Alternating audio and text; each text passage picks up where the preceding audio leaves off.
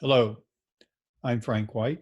This is the fourth in our series of conversations about lessons to be learned from the current crisis that we're facing in regard to the COVID virus.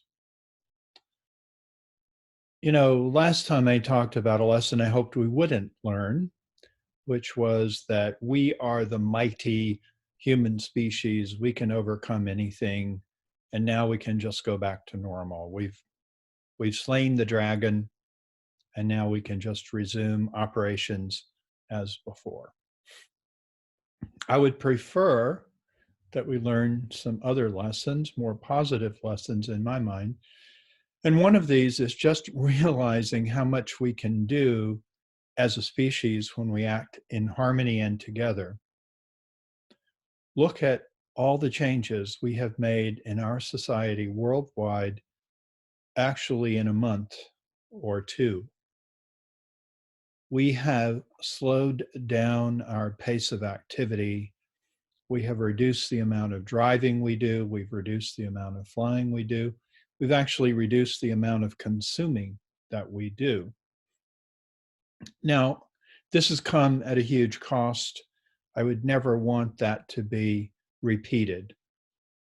I don't want to urge us to have to go through anything like this in terms of the death and sickness and the economic deprivation that we've experienced. On the other hand, it does show us what we can do when we're under threat or when we see a great opportunity. And if you think about it, that's really how human beings behave, like it or not.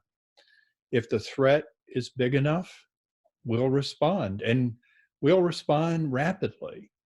And if the threat is not so great, we'll put it off. And the same is true of a great opportunity. If it's something really significant, we will take advantage of it. Now, we've learned these lessons in the past, certainly in the United States. In the 1940s, for example, we were threatened when Japan bombed Pearl Harbor and destroyed a good part of our Navy. We came back and in 4 years helped to win World War II. It was a huge war. It was a global war. And yet we succeeded in a relatively brief period of time as compared to some recent wars that we've seen. Similarly, President Kennedy in May of 1961 announced that the United States would put an astronaut on the moon and bring him home by the end of the decade. And nobody knew how to do that. We had barely put a human being into a suborbital hop, as they were called.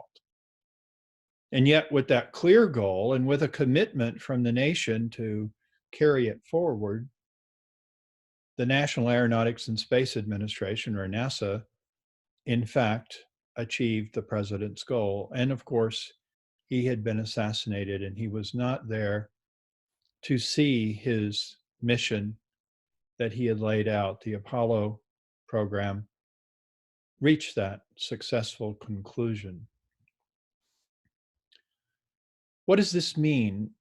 I think it means that as we go forward, we should look back at this time as a time where very briefly the world came together and we repeated the mantra, we're all in this together, and we felt threatened together, and we are, because this virus knows no borders, ignores class structure, doesn't care how rich you are, doesn't care how poor you are. This virus will treat you equally.